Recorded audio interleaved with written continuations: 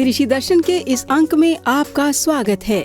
ऋषि दर्शन के इस अंक में आप देखेंगे दिवाली पर अहमदाबाद आश्रम में हजारों विद्यार्थियों ने क्यों भाग लिया विद्यार्थी अनुष्ठान शिविर में, और दिवाली पर समूचे देश में बड़े पैमाने पर धूमधाम से क्यों चलवाए गरीबों के लिए भंडारे संत श्री आसाराम जी बापू ने। ऐसे ही हमारा जो सुख है वो नदी के रेतीले तट पर खड़े हुए वृक्ष की नहीं है हमारे सुख की स्थिति।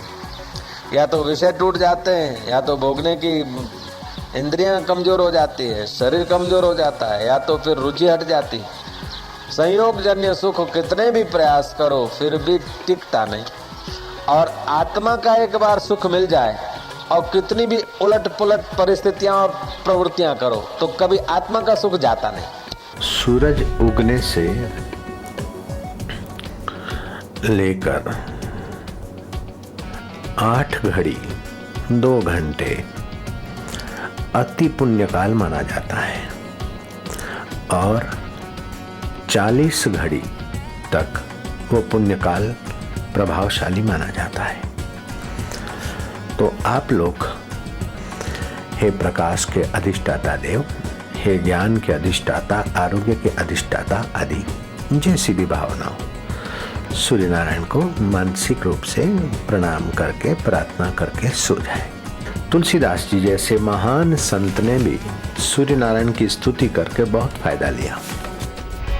बड़े बड़े मंत्री जिनकी आज्ञा में राज शासन करते हैं, ऐसे गोपीचंद को गुरुदेव कहते हैं मूर्ख कहीं का। गोपीचंद बुरा नहीं मानते, क्योंकि सद्गुरु कह रहे हैं क्यों अभी तक आत्मा को नहीं जाना तो मूर्ख ही तो है। मरने वाले शरीर को मैं मान रहे और अमर आत्मा को जानते नहीं तो मूर्ख ही तो है। गुरु जी हमारा अहंकार मिटाकर सत्य का ज्ञान दे रहे। जब तक इस देश में धनवान और सत्तावान सत्पुरुषों का आदर करते रहेंगे तब तक इस देश का बाल बांका नहीं होगा, और सत्पुरुष जब इनका आदर करेंगे तो गड़बड़ हो जाएगी। क्यों मनाया जाता है 25 दिसंबर को तुलसी पूजन दिवस के रूप में, और सौराष्ट्र की समितियों ने क्यों बनवाई लीली परिक्रमा के श्रद्धालुओं के लिए विशेष प्रसादी। संत श्री आसाराम जी गुरुकुलों की कृतियां क्यों बनी चर्चा का विषय राष्ट्रीय विज्ञान प्रदर्शनी में। और अब घर घर पहुंचेगी ऋषि दर्शन नए आकर्षक रूप में। और माघ मास का स्नान कैसे बढ़ा देता है हमारी रोग प्रतिकारक शक्ति को।